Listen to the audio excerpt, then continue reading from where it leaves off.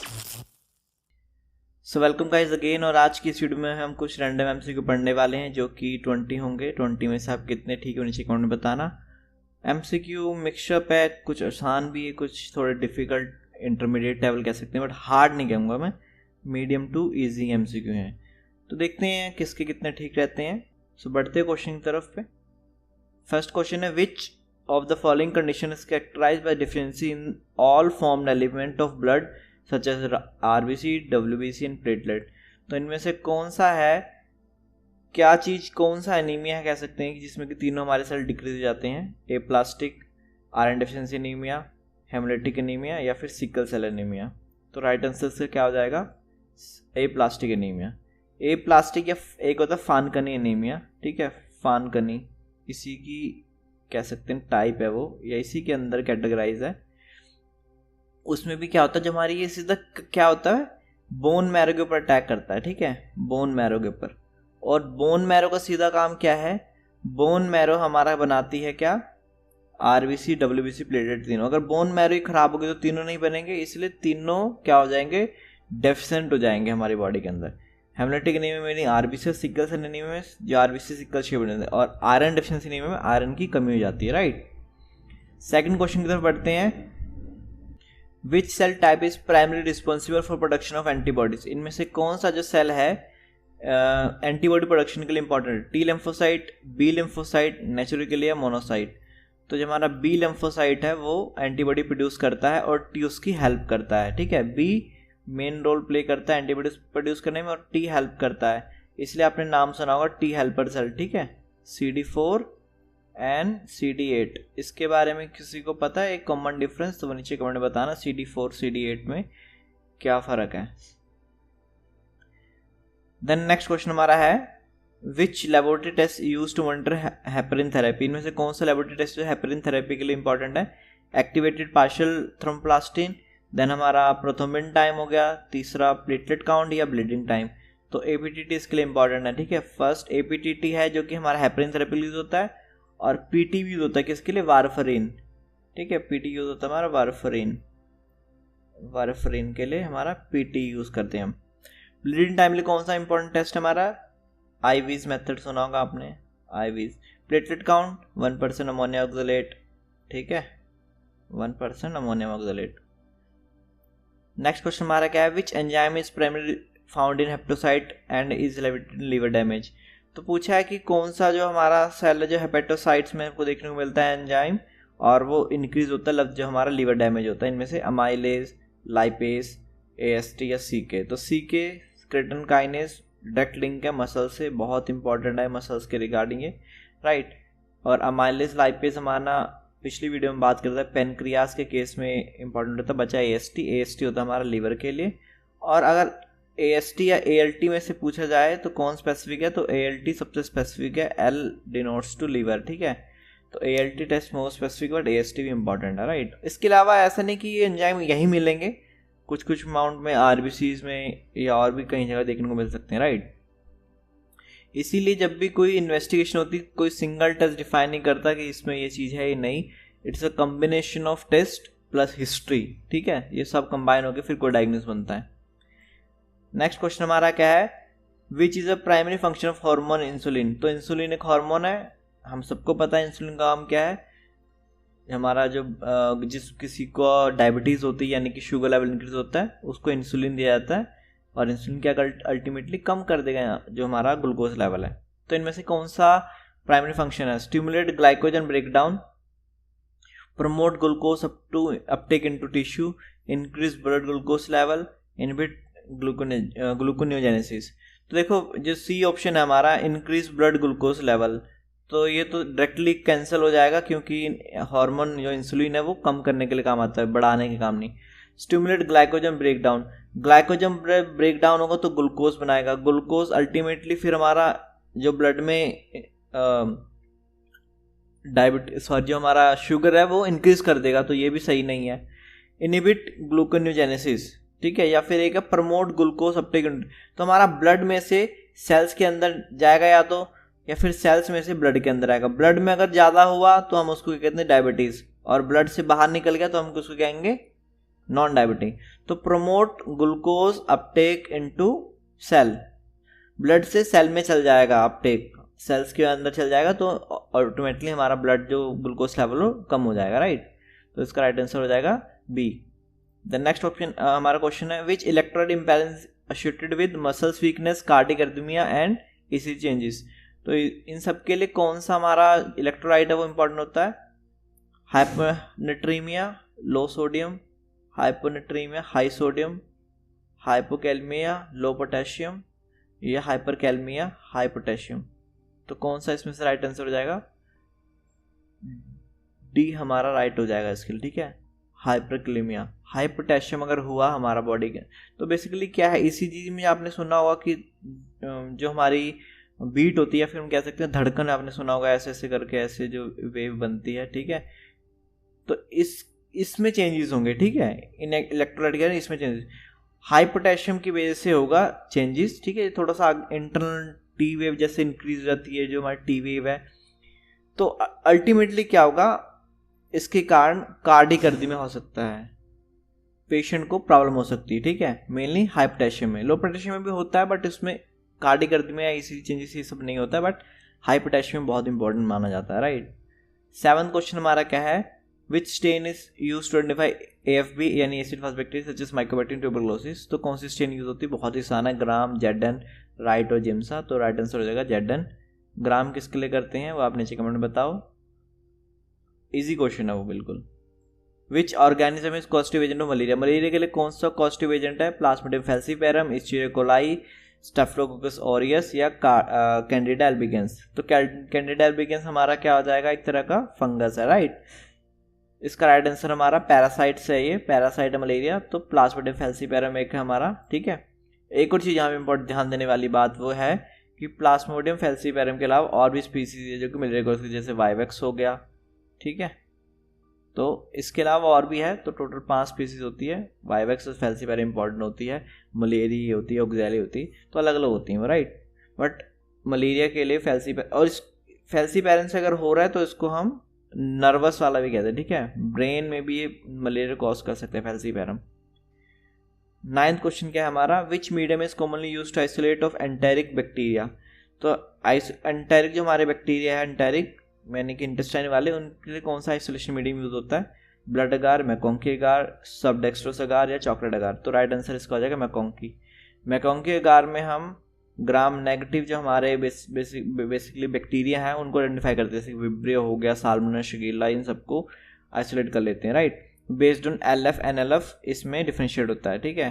LF lactose fermenting और non lactose fermenting, E coli, क्लैप्सिलाई सब identify कर सकते हैं इसमें, राइट। 10th क्वेश्चन क्या है हमारा, विच ब्लड ग्रुप सिस्टम है एसोसिएटेड विद प्रेजेंस और absence of RH antigen. RH antigen presence किस में देखा जाता है? मेनली ABO सिस्टम में, कैल में, RS सिस्टम में, डफी में। ऑब्वियसली बात है RS सिस्टम में देखा जाता है, इसी की वजह से कोई चीज़ पॉजिटिव नेगेटिव, यानी कोई ब्लड ग्रुप पॉजिटिव या नेगेटिव होता है। 11th क्वेश्चन क्या है हमारा, what is significance of positive direct antibody test. तो DAT का क्या सिग्निफिकेंस है? Detection of antibodies in plasma, detection of antibodies on RBC, identification of ABO blood group या स्क्रीनिंग ऑफ इन्फेक्शियस डिजीज। तो right answer इसका हो जाएगा detection of antibody on RBC। तो बेसिकली DAT में क्या करता है, RBC के ऊपर कोई एंटीबॉडी है बट RBC रप्चर नहीं हो रहा, ठीक है, तो यानी कि सेंसिटाइज हो रखा है उस वक्त RBC, तो हम एक AHG एंटी ह्यूमन ग्लोबुलिन डालेंगे जिसकी वजह से क्या होगा, ये RBC इसको ह्यूमलाइज कर देगा और अल्टीमेटली हम पता चलेगा कि हाँ अंदर ऑलरेडी कुछ रिएक्शन थी बट शो नहीं हो रही है, ठीक है। तो detection of antibody on RBC, B option का राइट हो जाएगा। 12th, which type of cast are indicative renal disease and composed primary of plasma protein।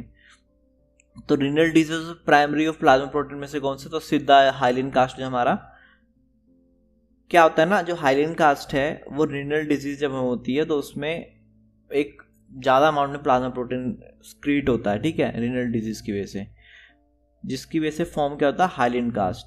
वैसी फैटी एसिड फैटी कास्ट भी होते हैं, ठीक है।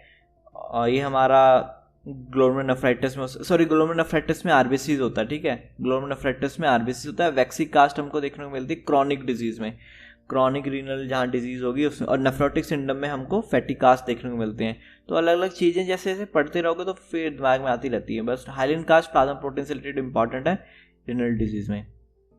और यहाँ पे एक इम्पॉर्टेंट ध्यान रखना, मैंने बोला आरबीसीज किस में देखने को मिलेंगे, ग्लोमेरुलोनेफ्राइटिस में।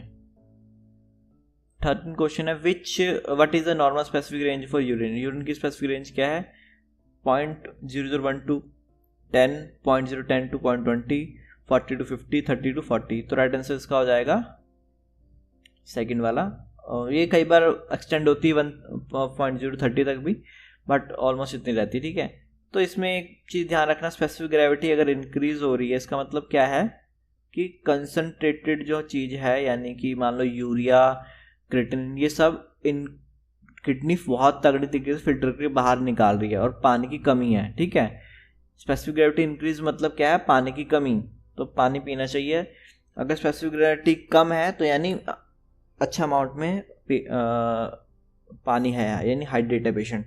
इसके अलावा ये तो ठीक है नॉर्मल केसेस में है, but in case of some pathology condition जैसे कि बर्न हो गया, स्वेटिंग एक्सेस हो रही है, उस केस में भी क्या होगा, स्पेसिफिक ग्रेविटी इंक्रीज हो जाएगी। नेक्स्ट क्वेश्चन हमारा, which antibody typically associated with allergic. Allergic में कौन सी देखने मिलती है, IgE, ठीक है, इजी क्वेश्चन है। तो एलर्जिक में IgE देखने को मिलती है, right. Which test confirm the presence of HIV antibodies in blood. HIV antibodies के लिए कौन सा होता है, वेस्टर्न ब्लॉट। देखो इसका आंसर भी यहाँ पे लिखा रहेगा, तो वेस्टर्न ब्लॉट होती है, right. And then ELISA, PCR, RPR rapid plasma reagin, जो कि हमारा किसके रिगार्डिंग है, सिफिलिस के रिगार्डिंग स्क्रीन टेस्ट है, ठीक है। HIV के लिए वेस्टर्न ब्लॉट करते हैं, प्रोटीन के लिए हम वेस्टर्न ब्लॉट ही यूज़ करते हैं, प्रोटीन के लिए भी, ठीक है। और DNA के लिए होता है सदर्न ब्लॉकिंग, सदर्न ब्लॉकिंग जो हमारा होता है DNA के लिए। Next question, which blood component transfuse to restore clotting factor in patient with haemophilia. तो इसमें से कौन सा ब्लड कंपोनेंट डालेंगे रिस्टोर करना, क्या हमें, हेमोफीलिया पेशेंट को। RBC, platelet, fresh frozen plasma, cryoprecipitate. देखो ये दो तो कोई लिंक नहीं है यहाँ पे, जो हमारा क्लोटिंग फैक्टर है RBC प्लेटलेट का। मेनली यहाँ पे फ्रेश फ्रोजन प्लाज्मा, क्रायोस्प्रेड में आप थोड़े से कंफ्यूज हो सकते हो। तो फ्रेश फ्रोजन प्लाज्मा हम इन जनरल कोई भी डेफिशिएंसी सब में दे देंगे, ठीक है, क्योंकि इसके अंदर ऑलमोस्ट सभी चीज़ देखने को मिलती है अपने को, कोई ऐसी बात नहीं ये होगा ये नहीं होगा। बट हेमोफीलिया जहाँ वर्ड आया, या फिर वॉन ब्रेन फैक्टर आया, या फैक्टर 13 हो गया हमारा फिब्रिजन, इन केस में क्रायोस्प्रेड बहुत इंपॉर्टेंट है, इन केस में क्रायोस्प्रेड बहुत इंपॉर्टेंट है, ध्यान रखने की बात है ये, ठीक।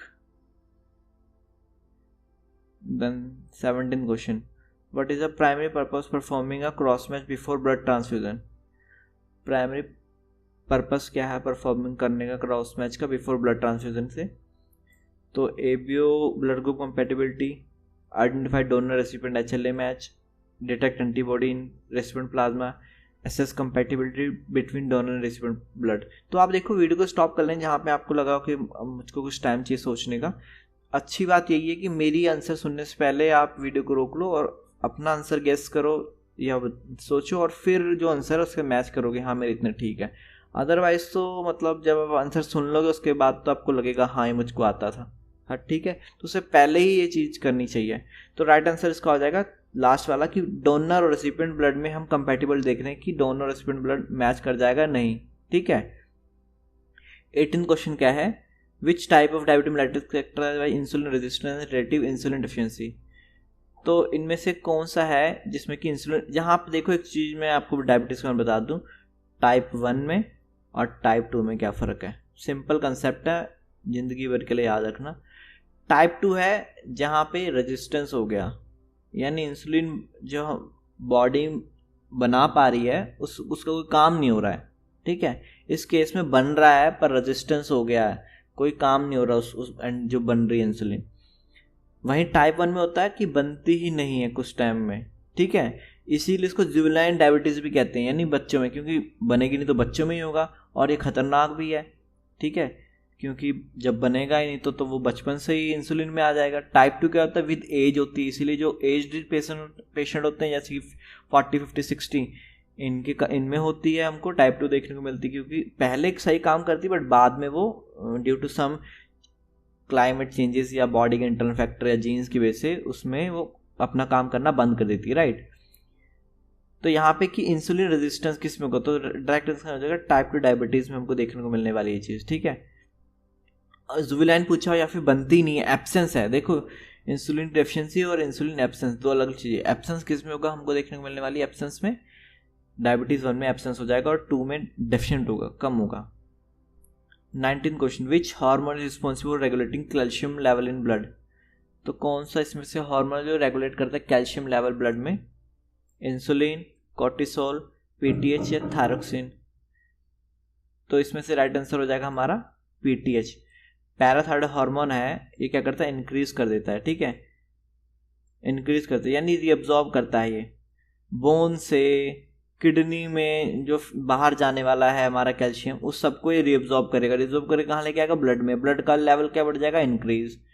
उसी का जो ओपोनेंट है वो क्या करता है, कैल्सिटोनिन। कैल्सिटोनिन भी एक चीज़ होती है हार्मोन, वो क्या करता है, रीअब्जॉर्ब नहीं, वो एक्सक्रीट करता है, यानी कि थ्रू किडनी सबको बाहर निकाल देगा कैल्शियम लेवल को। इसकी वजह से इसमें क्या होगा, कैल्शियम डिक्रीज हो जाएगा, राइट। ये डिफरेंस है। 20 जो कि लास्ट है, which vitamin deficiency associated with impaired blood clotting. तो इनमें से कौन सा जो है विटामिन एसोसिएटेड होता है ब्लड क्लॉटिंग में, vitamin A, vitamin B12, D और के। तो विटामिन के है जो कि ब्लड क्लॉटिंग में इंपॉर्टेंट होता है, ठीक है। कुछ जो हमारे ब्लड क्लॉटिंग फैक्टर होते हैं उनको विटामिन ए के चाहिए होता है अपने काम करने के लिए, बनने के लिए, जो कि 2, 7, 9, 10। क्वेश्चन ऐसे भी आ सकता है, which are the following vitamin K dependent factor, या which are the following not a vitamin K dependent factor. तो सपोज 2 की जगह 1 हो जाएगा, तो हम बोल सकते हैं कि 1 नहीं है, बाकी सारे हैं, राइट। तो इस तरीके से क्वेश्चन घुमा फिरा के आते हैं। आई होप वीडियो में बहुत ही कुछ सीखने को मिला होगा आपको। तो आपके इसमें से कितने ठीक है नीचे कमेंट बताना। किसी स्पेसिफिक टॉपिक वीडियो चाहिए तो बताना, डिस्कस कर लेंगे उसको। अदरवाइज MCQ सैटरडे संडे जैसे भी प्रोग्राम बनेगा उसमें कोशिश करूँगा कि एक वीडियो बन जाए, ठीक है। Thank you.